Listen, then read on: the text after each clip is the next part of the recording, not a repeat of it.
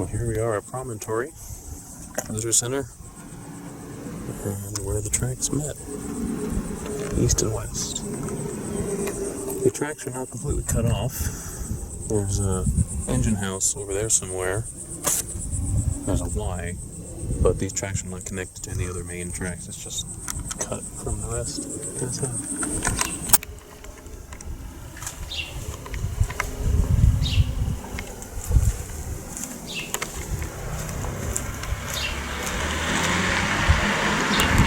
Okay, there we go. That's what that is.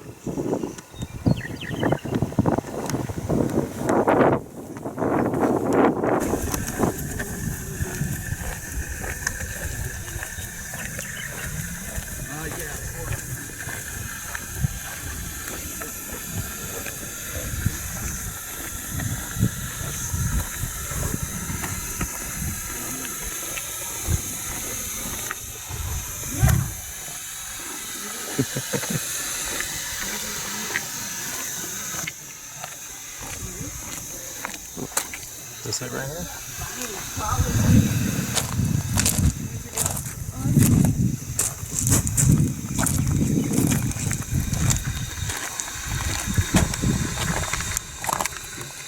Can you read that?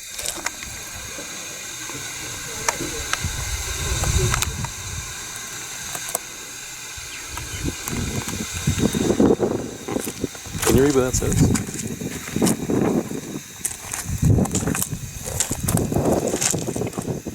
The last tie laid in the completion of the Pacific Railroad, May 1869. So this is the actual last ton. They must have preserved it, stained it or something. Yeah, the tie miss Those spikes are missing, yeah.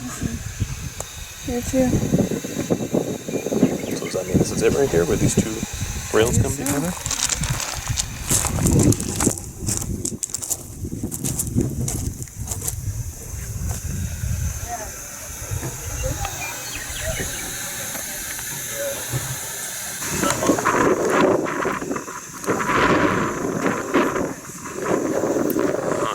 It's got this and smoke.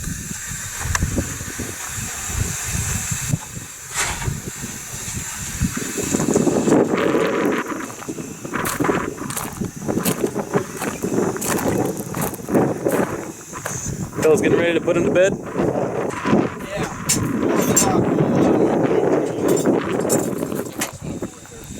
Oh, okay.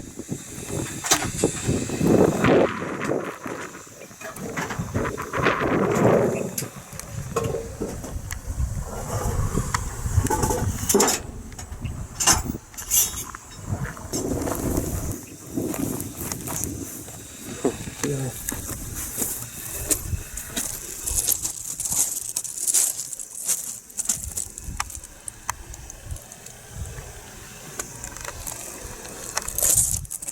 Signs over here.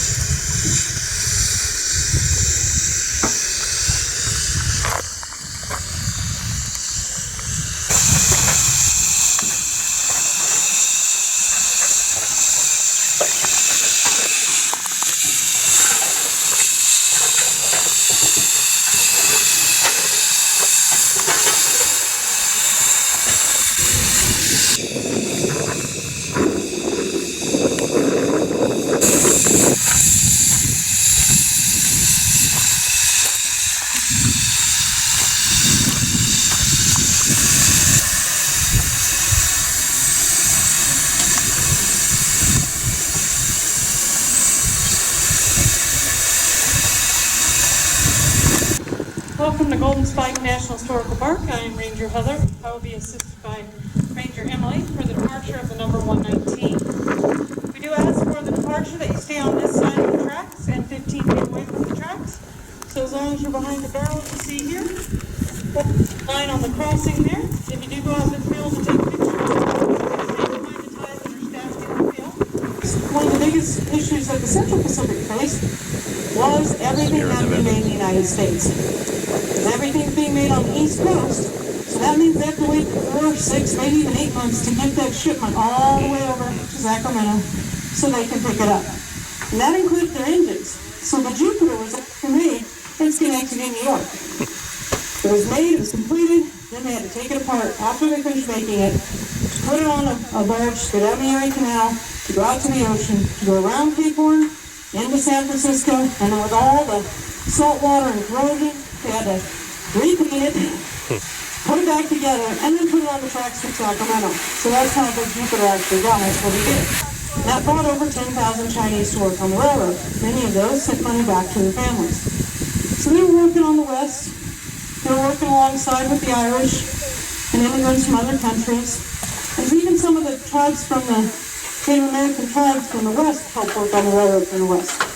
As they were coming through the Sierra Nevadas, another big challenge for them, they might only get through 8 inches a day. And that's because the Sierras were not easy to get through the granite walls. They would take a tool called a double jack or a single jack, which looks like a very long nail with a drill bit on the bottom.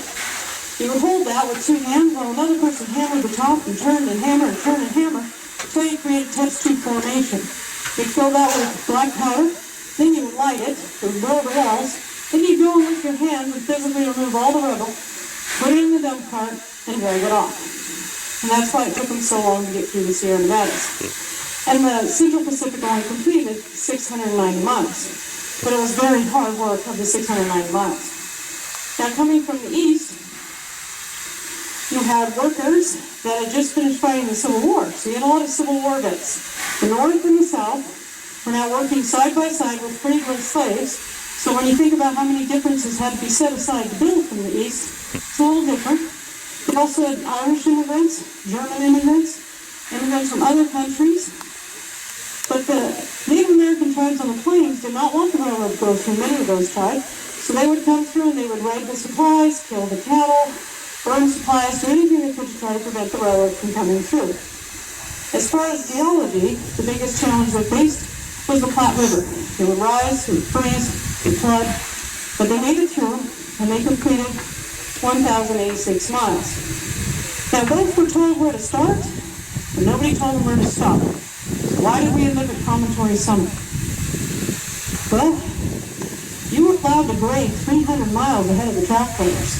And the more grade you put down, the more money and land you receive. So, they passed each other 250 miles of grade.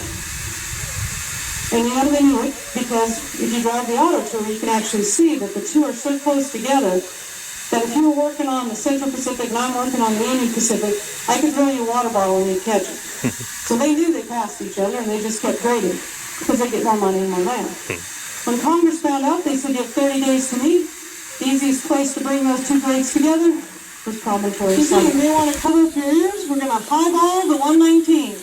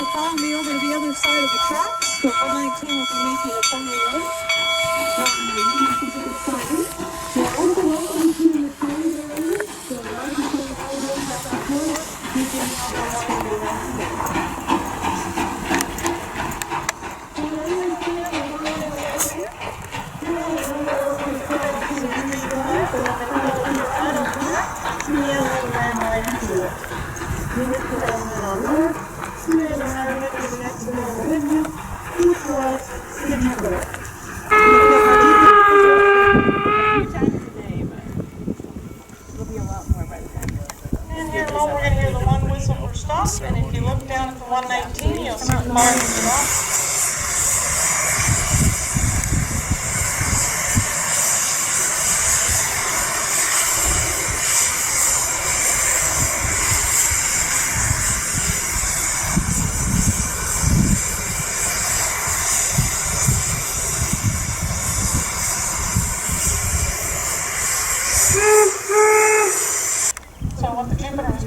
then is called a pop-off, and that's when the steam reaches a pressure higher than 140 psi. It pops off the top to reduce the steam back down to 140 psi.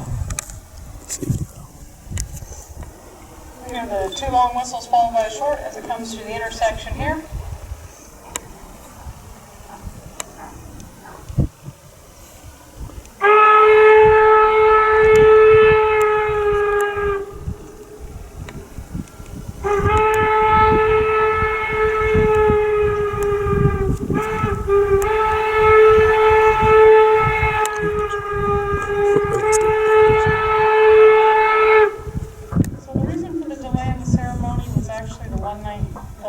Union Pacific, and that's because when Durant got to Piedmont, Wyoming, he had not paid his workers in 90 days.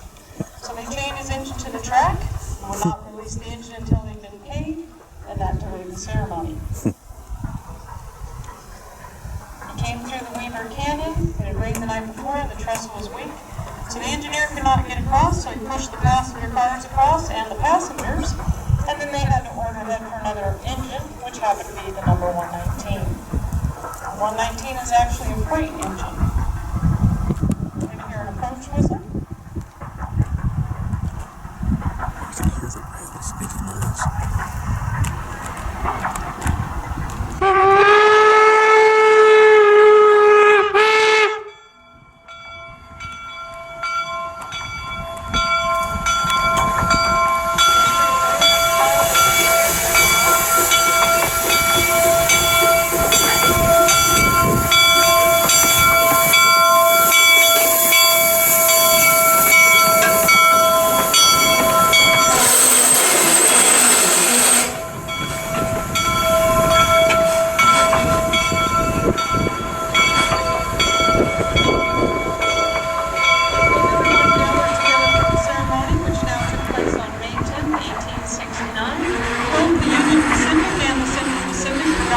American flag for the occasion. So luckily there was a member in the 21st Infantry that had a flag in his backpack, 20 stars on it. We have not had 20 states since 1819. We still make a 20-star flag today in honor of that gentleman that provided the flag for the ceremony.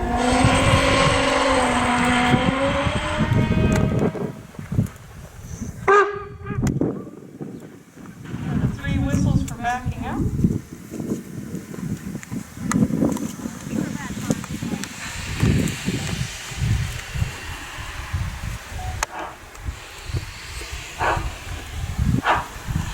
Listen closely, it sounds a lot like I think I can as a cat. From the huffing and chuckling.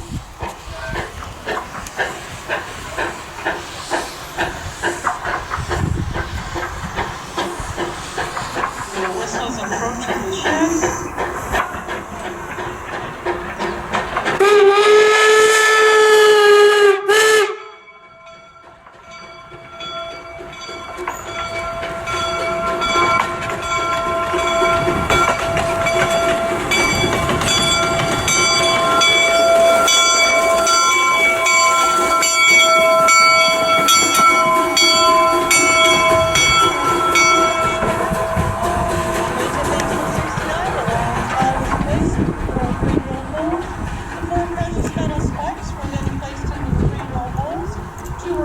One was silver and one was gold and silver plated.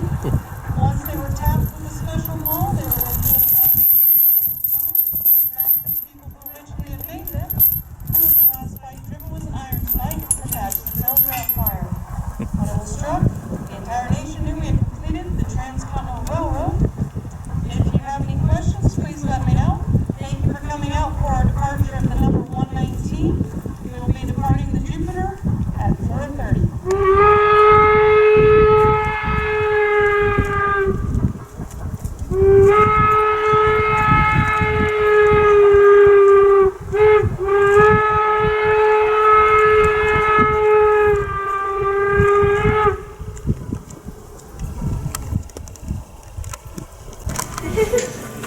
I don't know, because it's...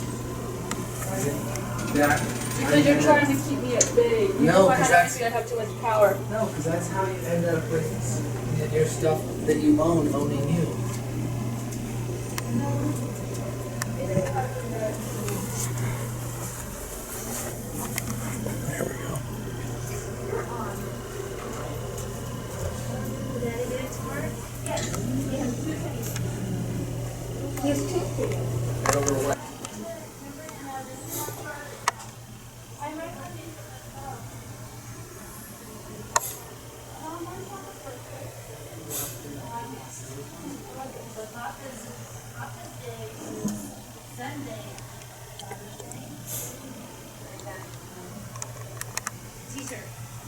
That's cool.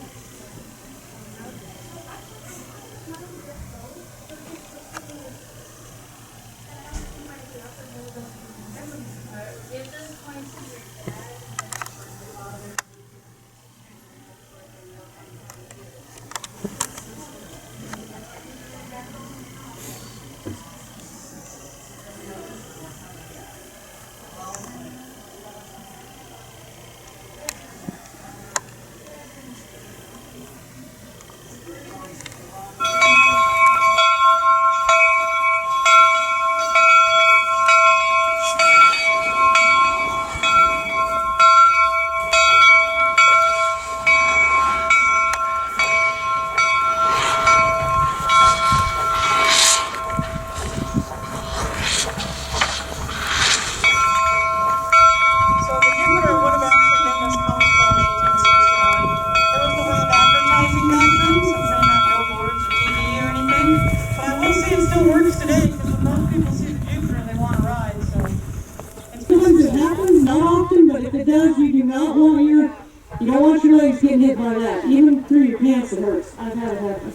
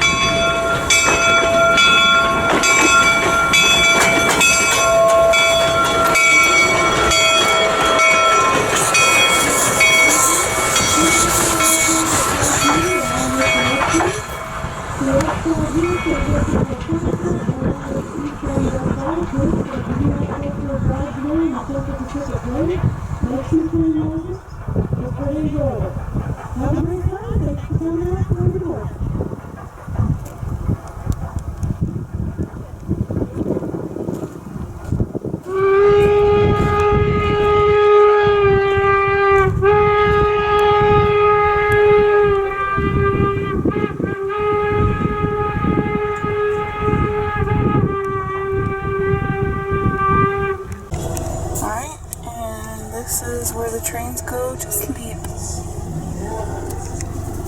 Zoom in there.